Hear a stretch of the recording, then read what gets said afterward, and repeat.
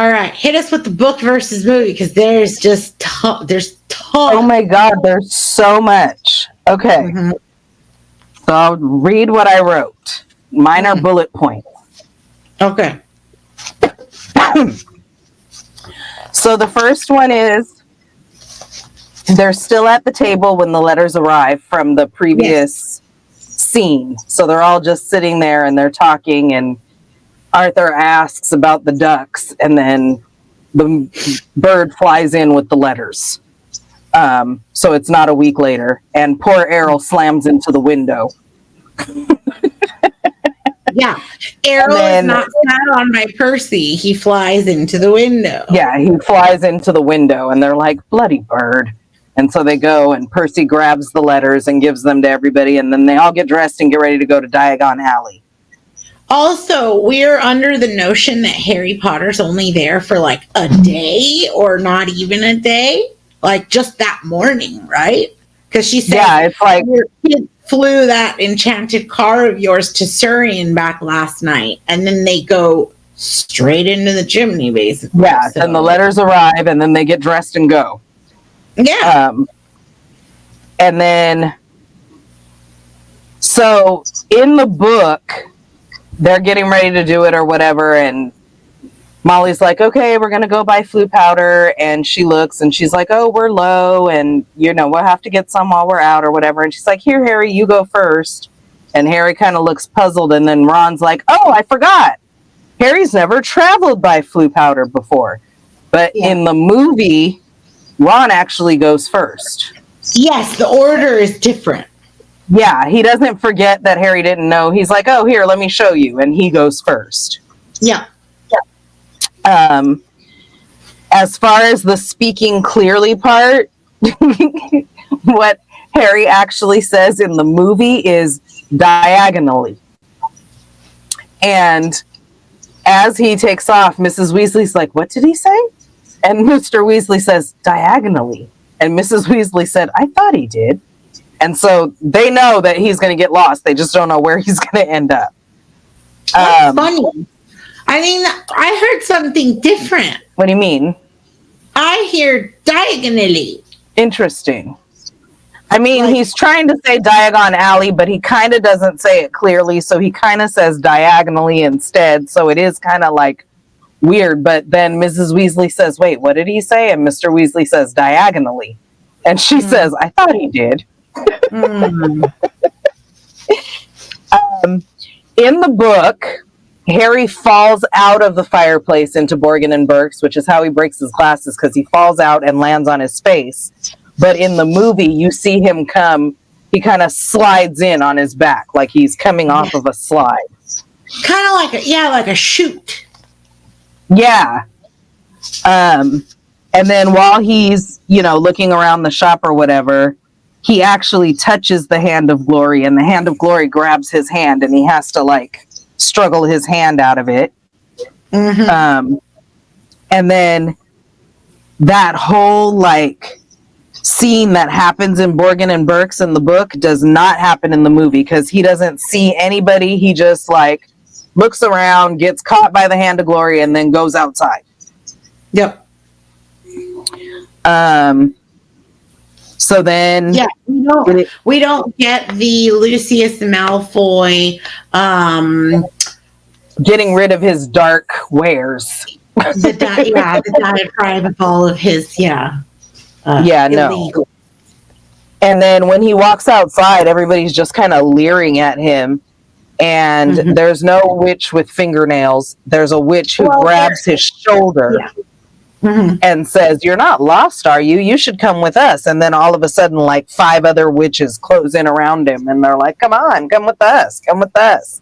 And that's how Hagrid finds him. Yep. In the book, Hagrid walks him out and they see Hermione at the top of the stairs at Gringotts. But in the movie, they just happen to run into Hermione in front of the pet shop, and she fixes Harry's glasses with her wand. And there's just no Gringotts. They don't. Yeah, they don't go to Gringotts at all. That was my next bullet point. There's no Gringotts at all. Hermione just leads them, and there's no like them all hanging out for an hour ahead of time and then meeting up at Flourish and Blots. Right. When they run into Hermione, Hermione's like, "Oh, come on, they're here," and takes him to Flourish and Blots. Yep. Everyone's already there. In the movie, go ahead. Go ahead. In the movie, Lockhart is the one who notices Harry first, but he doesn't, as it says in the book, positively shout. He kind of whispers, and that's when the photographer kind of looks, and then he's like, "Oh, it's Harry Potter," and he grabs Harry and brings him over and takes him toward Lockhart. This is where we actually see Lucius and Draco. Draco does say, like, "Oh, must have loved that Potter, famous Harry Potter, whatever. But then Lucius comes over and he's like, "Now play nicely, Draco," and introduces himself to Harry. They shake hands and he gawks at Harry's scar. He kind of like, he has a snake head on the end of his walking cane, and he uses it to kind of move Harry's hair so that he can see the scar. And he says, he says something like, "Oh, excuse me, your scar is legendary." Yeah. And then he says, "As legendary as is the wizard who gave it to you." Right. Mm-hmm. And Harry's like, "He killed my parents. He's nothing more than a murderer." And then, and he says the name. He says, "Voldemort killed my parents. He's nothing more than a murderer." And Lucius is kind of taken aback, and he's like, "You're either brave or foolish." And Harry's like, "Yeah, well, fear of a name, is only builds fear of itself," or something like that. Oh no, Hermione says that. Hermione says fear of the name, something, and that's when he kind of looks at her and he's like, "Oh, you must be Miss Granger." Yeah. And Draco he looks at Draco, and Draco kind of nods. And then he looks at the others and he's like, "Oh, red hair, vacant expressions. You all must be the Weasleys." Mm-hmm. And Arthur kind of gathers his children, and they don't actually fight. Yeah. But they do say, like, they have that conversation, like the fraternizing with muggles and the disgrace to the name of wizard. And because at one point Lucius says, like, "Oh, you work for the ministry and blah, blah, blah, blah." And he's like, "And what's the use of being a disgrace to the name of wizard if they don't even pay you well?" So they have that conversation, but instead of attacking him, Arthur just smiles and is like, "Yeah, whatever." And so then they get ready to depart, and Lucius is like, "See you at work." And Draco, mimicking his father, tells the others, "See you at school." Yeah. And so that's how it happens in the movie. Yeah. Not all of the detail and rich things that we see in the movie. And we only get a glimpse of the Grangers. They're kind of standing off to the side in the bookstore like, "Oh my God, what is all of this?" Mm-hmm. Yeah. There's no, literally the whole, our title of this, which is Tuck in Your Shirt, Scruffy, Tuck Your Shirt and Scruffy. Oh, yeah. Doesn't happen in the movie. Here, right? No. We don't see that. Also, because his stay isn't a week long. Yeah. We don't get to see them go play Quidditch. We don't get to see any of that. Or Mr. Weasley kind of fawning over his muggle interactions besides the rubber duck, but really not much. Also, we don't get to know that Mrs. Weasley makes half a dozen bacon sandwiches super fast. No.